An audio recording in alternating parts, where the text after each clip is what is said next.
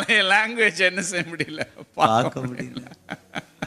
அல்லேலூயா. அப்படியே கையை தூக்கிட்டு நீங்க தாயா எல்லாமே. என் தேவையெல்லாம் நீர்தானே,